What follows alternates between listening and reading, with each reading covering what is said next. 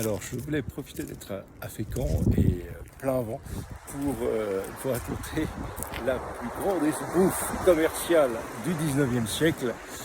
Une esbrouffe qui a parfaitement fonctionné et qui marche encore, celle de la bénédictine. Alors, vous savez, Fécamp, avant d'être la bénédictine, avant d'être le port des Terre-Neuve, Fécamp, c'est une abbaye qui tire son histoire d'un fait miraculeux étonnant. C'est ici que le sang du Christ rapporté par Joseph d'Arimathie sur la croix aurait échoué et aurait donné lieu à un immense pèlerinage au Moyen-Âge, d'où une abbaye extrêmement importante, une nef tellement longue qui en fait un des plus grands monuments de Normandie.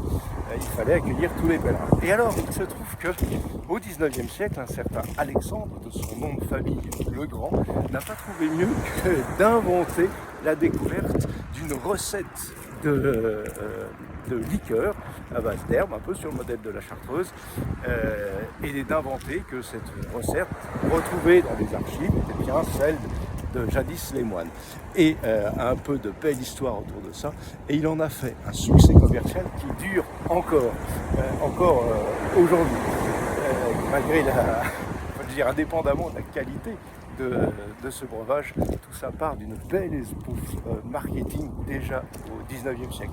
Le succès a été tel que ce fameux Alexandre le Grand n'a pas trouvé mieux que d'appeler son fils Pierre le Grand, a construit ce fameux palais dont on parle, le palais bénédictine complètement ubuesque et farfelu, qui se visite aujourd'hui et qui continue, même si c'est sorti depuis quelques décennies de la famille Legrand, qui continue à produire ce breuvage. Voilà, pub marketing sur l'esbrouffe qui doit aujourd'hui sa belle notoriété à tout un panel de liqueurs issues de la bénédictine, la bière.